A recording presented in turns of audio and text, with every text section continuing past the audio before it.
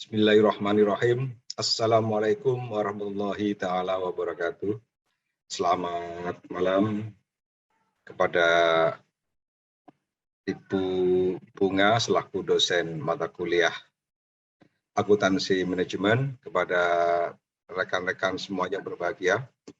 Pada kesempatan kali ini saya akan mempresentasikan materi UTS tahun 2021-2022 semester ganjil Universitas Cyber Asia, mata kuliah akuntansi manajemen. Yang akan saya presentasikan adalah mengenai proses manajerial, kemudian yang kedua rasio konsumsi atau cost overhead. Yang pertama mengenai proses manajerial.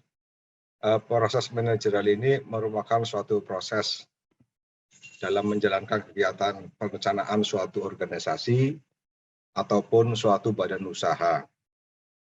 Yang pertama adalah planning.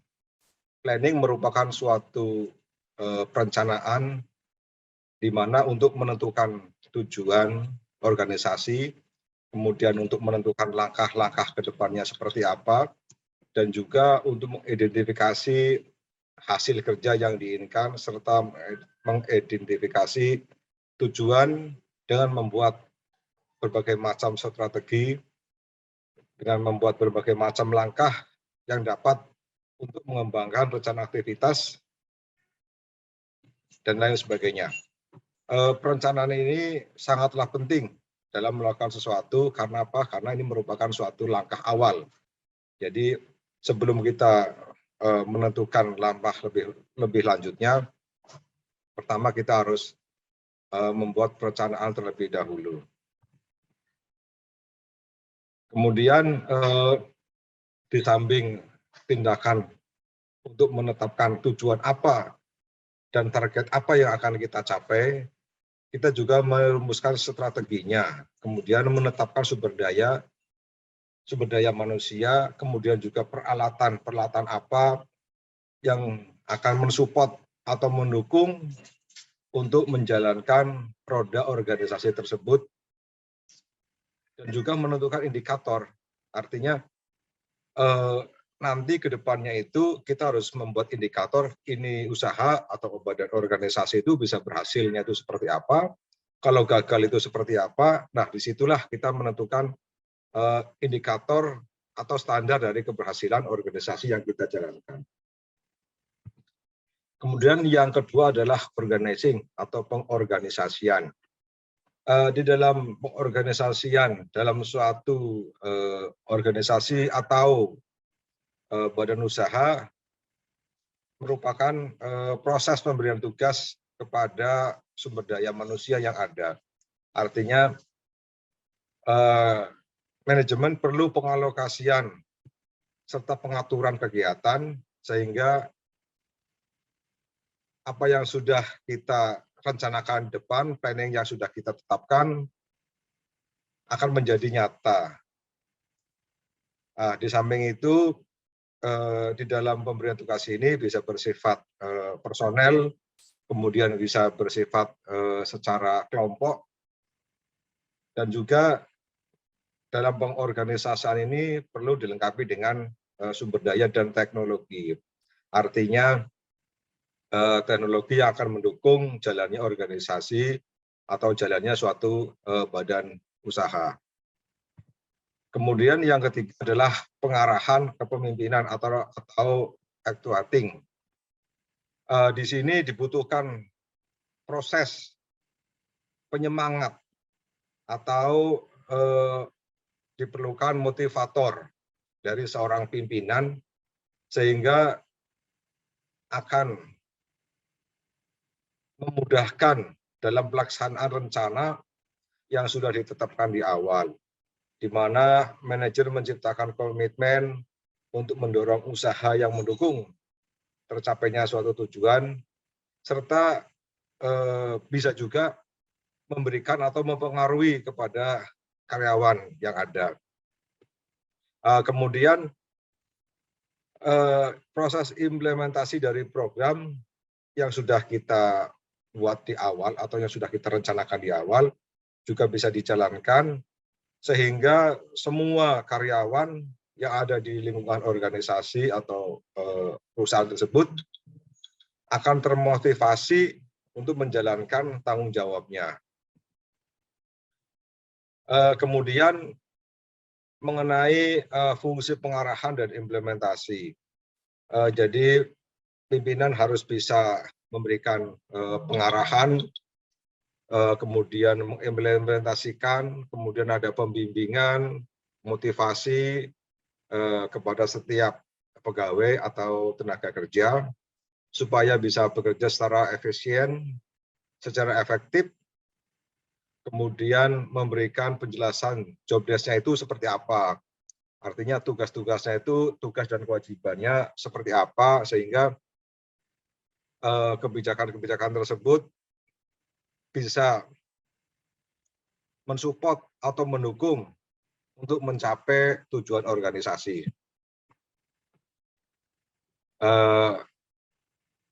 Cukup untuk masalah manajerial. Kemudian yang kedua untuk soal-soal perhitungan. Di sini saya akan mencoba menjelaskan dengan satu contoh. Plata Company memproduksi dua macam produk berupa tas kerja, yaitu tas kerja premium dengan brand Maletin Elegan dan tas kerja kualitas standar brand Maletin Vina. Dari berdasarkan data perusahaan yang ada, produksi dua produk tersebut membutuhkan dua jenis aktivitas overhead, yaitu setting peralatan dan pemrosesan dengan mesin. Untuk data ekspektasi produksi Elegan dan Vina bisa kita lihat di slide seperti ini. Yang terdiri dari overhead terdiri dari setting peralatan sebesar 3.000 US dollar, kemudian pemrosesan dengan mesin 18.000 dolar. Kemudian untuk direct labor, direct material, unit, setup hour, dan mesin. Masing-masing untuk yang produk Elegan dan yang untuk Vina. Kemudian pertanyaannya adalah, yang pertama kita diminta untuk mengalokasikan cost overhead pada produk dengan rate berdasarkan direct labor cost dan menghitung total cost per unit. Kemudian yang kedua, mengalokasikan cost overhead pada produk berdasarkan driver tiap aktivitas yang paling tepat. Dan juga kita menghitung total cost per unitnya. Nah, sekarang kita akan jelaskan mengenai rasio konsumsi untuk aktivitas, yaitu untuk mesin dan penyetelan. Nah, seperti yang terlihat di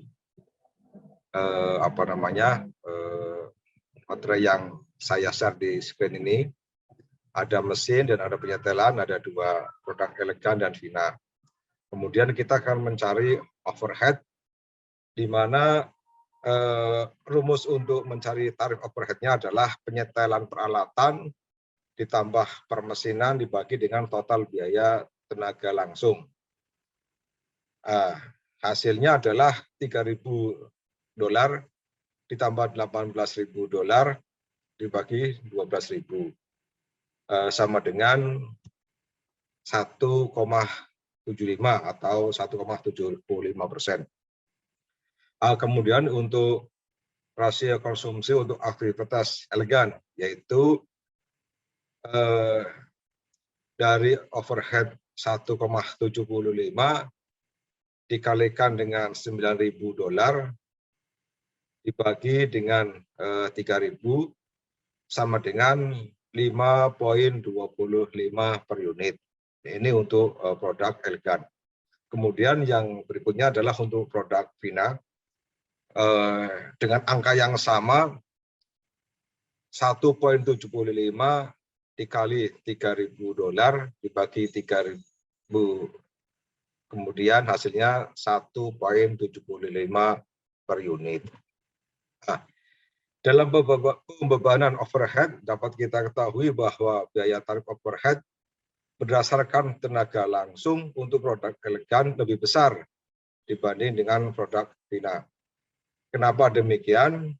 Karena dalam proses tas elegan adalah buatan tangan dan dari situ berarti lebih banyak menggunakan tenaga kerja langsung dibandingkan dengan produk fina yang kita ketahui dalam proses produksinya sepenuhnya diproduksi secara otomatis dengan rasio 0,9 dibandingkan dengan rasio permesinan dalam bentuk elegan yang hanya sebesar 0,1.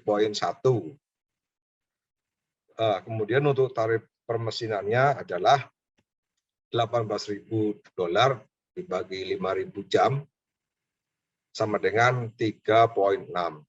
Kemudian untuk tarif penyetelannya sendiri adalah $3.000 dibagi 200 jam sama dengan 15. Nah, di sini kelihatan mengenai berapa besar biaya penggunaan overhead-nya. Ada mesin, penyetelan, kemudian totalnya, jumlah unit, dan biaya overhead per unitnya. Di sini bisa saya sampaikan secara globalnya saja bahwa biaya overhead, penggunaan overhead-nya untuk produk elegan sebesar 3.300 dan untuk produk fina sebesar $17.700.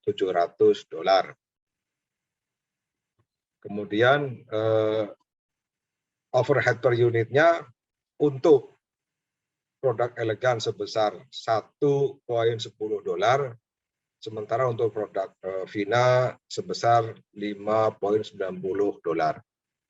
Nah, dapat kita jelaskan bahwa karena pembebanan yang dilakukan di sini berdasarkan unit level aktivitas atau permesinan maupun non-unit level aktivitas, yang dimana aktivitas dapat dikatakan lebih akurat dibanding dengan pembebanan melalui tenaga kerja langsung, karena dalam pembebanan biaya berdasarkan aktivitas mencerminkan pola konsumsi overhead secara lebih baik.